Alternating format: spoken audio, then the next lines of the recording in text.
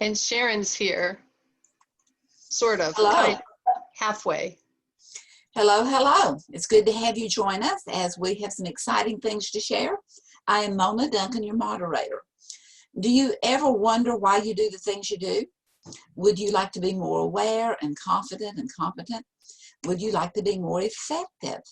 Well, then this program is for you.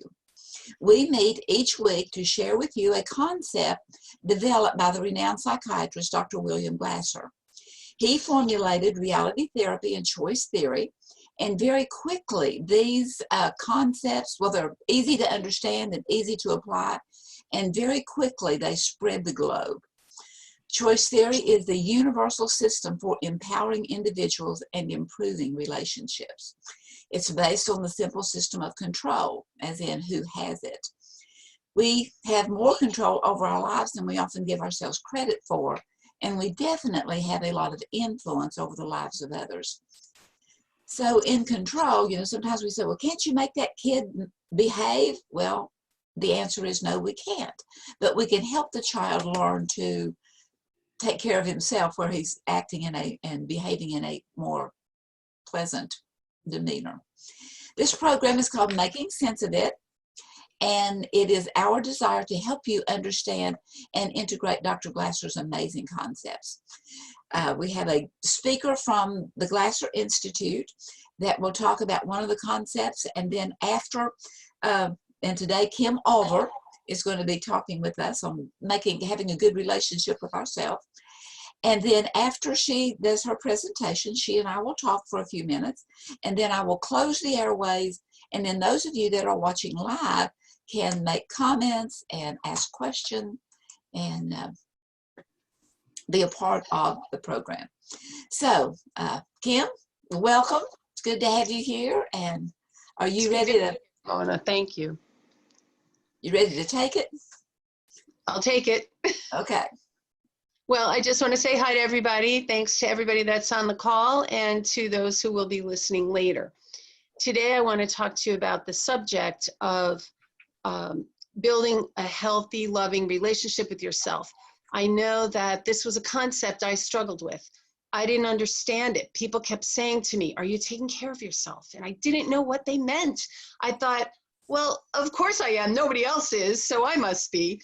But that isn't really the answer. So I ended up doing some research and wrote a book about Choosing Me Now, which is about building that relationship with yourself. But the most important thing for this call is that when I was doing it, I really leaned heavily on choice theory to be able to talk about that. And that's what I want to share with you today. So I'm going to pull up my PowerPoint and we will get started.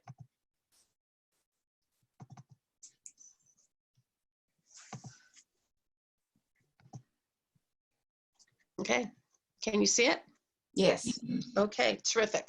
So I already said building a healthy, loving relationship with self. How do we get healthy self-esteem? It's difficult because we are not always in control of that. I know Mona said we're in control of ourselves, and we really are, but we are also heavily influenced, as she also said, by the people around us. So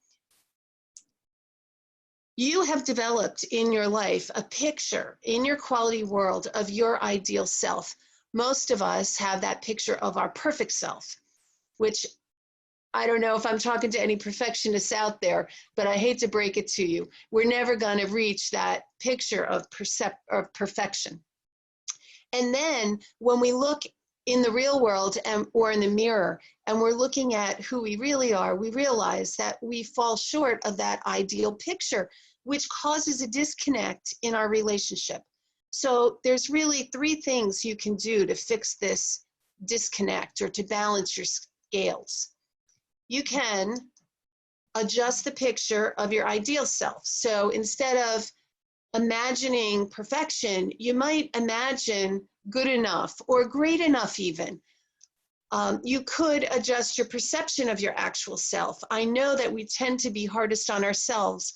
I just had a friend ask me the other day, what would I say to my daughter if she were saying the same things I were saying? And I know it would be way different than what I was saying about myself. So adjust your perception of yourself. And what I'm going to talk about today is actually adjusting our behavior to be more in line with that person that we see as our ideal self, maybe a little less than the perfect picture.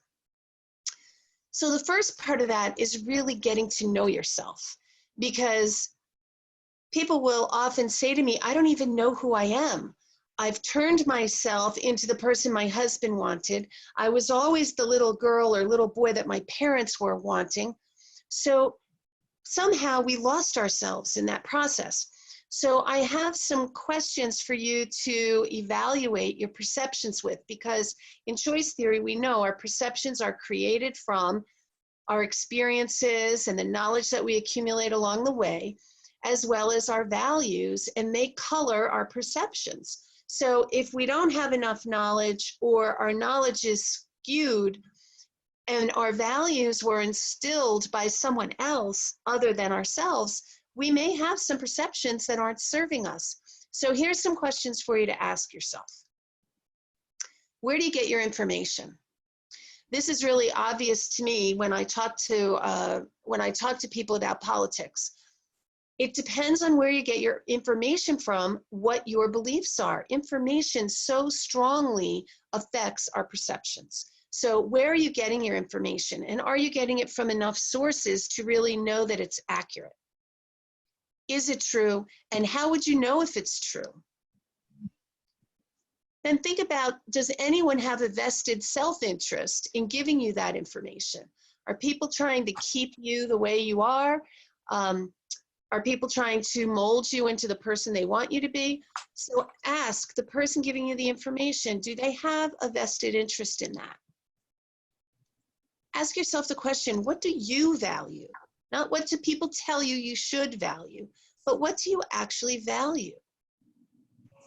Were your values yours, or were they instilled by others? And then I like to think about, what would I believe and value if there was nobody giving me their opinion? That might be I don't know the answer to that, but I think about it a lot. Am I a victim of confirmation bias? You know that there is a confirmation bias in the sense that we go in search of information to support what we already believe, instead of looking at alternate sources of information to see if what you believe is based on truth or based on you trying to support your already held beliefs. Are you a victim of your brain's hardwiring for negativity? We know that the brain is hardwired for negativity, so we need to develop habits that allow us to find the positive in the negative, because it's always there. We just have to know how to look for it. And then, have I had enough experience to really know? So maybe what you need to do is get more experience. Leave your comfort zone. Have some experiences that expose you to new and different information. So I want to go over the basic needs. I know you already know them, so I'm going to do this really quickly.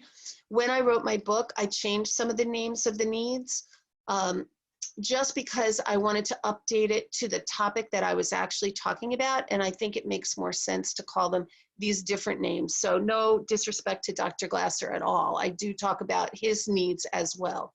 So the first one is survival in choice theory, and I call that safety and security, mainly because there aren't a lot of people struggling in the United States just to be able to eat and have a roof over their heads. I know that there is a population that does, but they're not buying the book Choosing Me Now because they're more interested in getting a roof over their head and finding something to eat. So I'm calling it safety and security. I also call the power need significance. I find that when I ask people if they have a high power need, nobody wants to answer yes to that. But if I ask about the need for significance, people are often very willing to raise their hand and say, yes, I want to matter. I want to be important. I want respect. I want to make a difference and leave a legacy. So that's when I talk about significance, I'm really talking about the need for power. Freedom I didn't change because freedom is freedom. Doing the things that you want to do without restriction. And I call the fun need joy. I found that when I called it fun, people were thinking mostly about wild, crazy kinds of fun, as in play. And when we get to be grown up, I hope we don't lose that desire for play, but sometimes we do, and we're more focused on relaxation or we're more focused on learning, both of which are good goals and meet the need for joy. And the last one, and I save it for last because Dr. Glasser taught us it was the most important, is connection, which Glasser called love and belonging. And they need to be connected to others and connected to causes and connected to groups and people that matter to you. So let's just go over relatively quickly the needs and the things that I chose in my life that were important for me to look at when I was looking at relationship with self. That doesn't mean that you will have the same 3 that I put under each need. You may have something else that I didn't even consider. The other thing I found fascinating about this work was that when I asked my colleagues in choice theory to review my work, many of them saw some of the things that I put under one need under a different need. And I think that that's the beauty and the frustration of Glasser's needs, because they mean different things to different people. And so I cannot judge whether you have a high power need. Only you can tell me that. You may be engaged in power behaviors to get a different need met. So I found that rather interesting. So what I'm going to present to you is my version. And I invite you, after you hear mine, to create your own in your own time. So the first one, safety and security. I talk about your relationship with money, your relationship with your body, and your relationship with your health.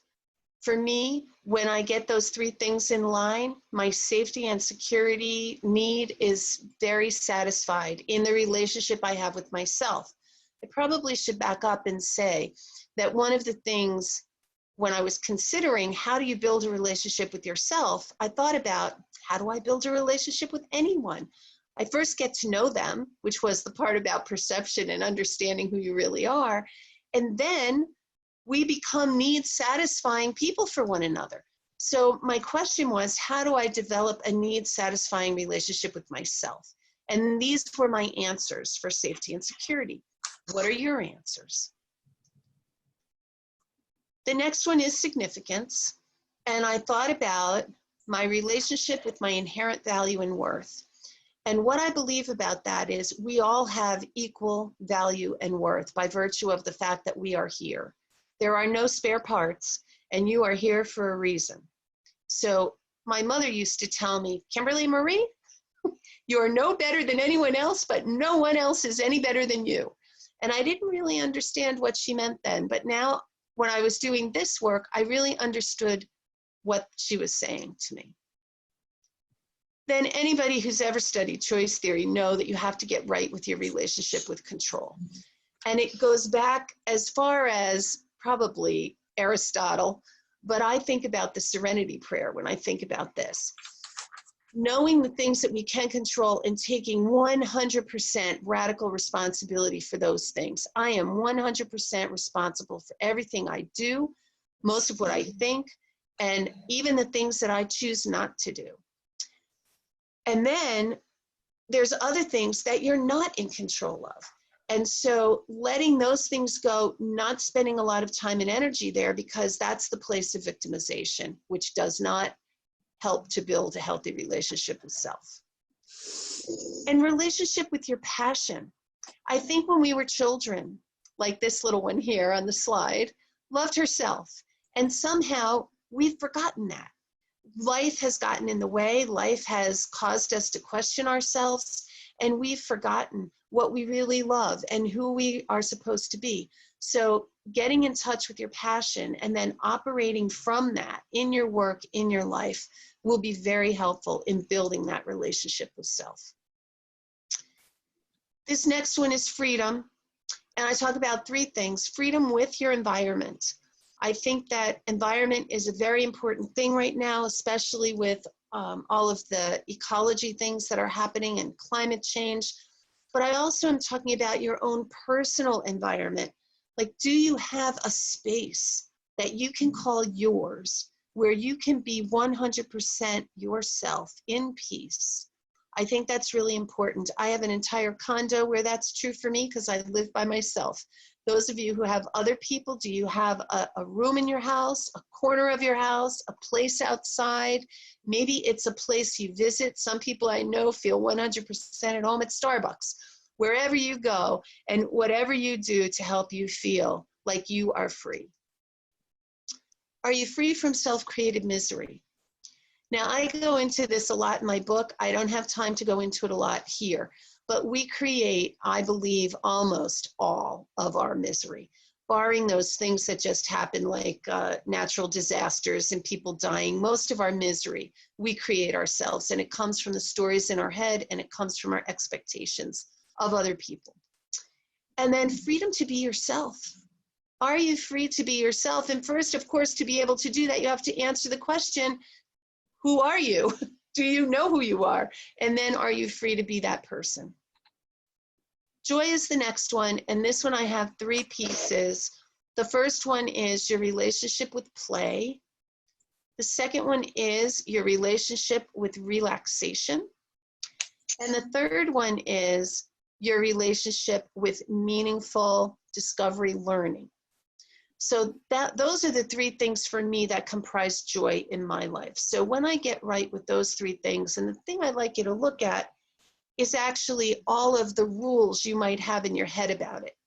A simple rule is something that was taught to us when we were children. You cannot play until your work is done. And that's great when you're in 1st and 2nd grade. But by the time you get to be a senior, or by the time you get to be my age, your work is never done. So you never get to play if you follow that rule. So observing the rules that you have and figuring out, do they serve you? And do you want to make new rules, or do you want to burn those rules up? The next one is connection.